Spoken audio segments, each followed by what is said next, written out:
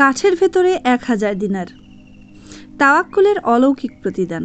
আসসালামু আলাইকুম প্রিয় দর্শকবৃন্দ, আজকের গল্পটি বিশ্বাস, আমানতদারি এবং আল্লাহর উপর পূর্ণ তাওয়াক্কুলের এক অবিশ্বাস্য উদাহরণ।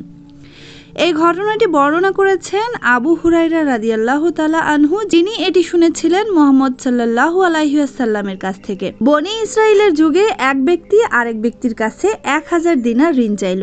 ঋণদাতা বলল, সাক্ষী আনো। ঋণগ্রহীতা বলল, সাক্ষী হিসেবে আল্লাহই যথেষ্ট। ঋণদাতা আবার বলল, তাহলে একজন জামিনদার আনো। সে বলল, জামিনদার হিসেবে আল্লাহই যথেষ্ট। ঋণদাতা তার কথায় আস্থা রাখল। নির্দিষ্ট সময়ের জন্য তাকে 1000 দিনার ঋণ দিল।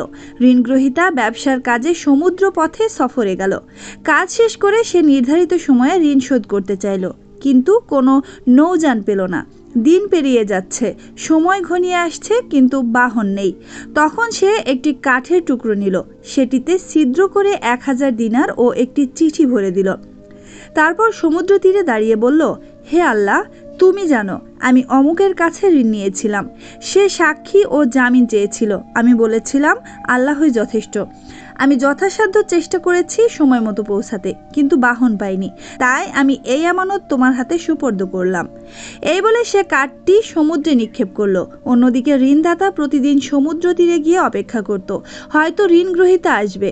একদিন তার চোখে পড়লো একটি কাঠের টুকরো।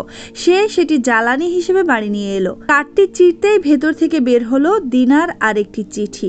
কিছুদিন পর ঋণগ্রহীতা সত্যিই 1000 দিনার নিয়ে হাজির হলো। বলল, আল্লাহর কসম, আমি সময় মতো আসার জন্য চেষ্টা করেছি, কিন্তু কোনো নৌযান পাইনি। ঋণদাতা বলল, তুমি কি কিছু পাঠিয়েছিলে? সে বলল, না, আমি তো আসতেই পারিনি। ঋণদাতা হাসলেন এবং বললেন, তুমি কাঠের ভেতরে যা পাঠিয়েছিলে আল্লাহ তা আমার কাছে পৌঁছে দিয়েছেন।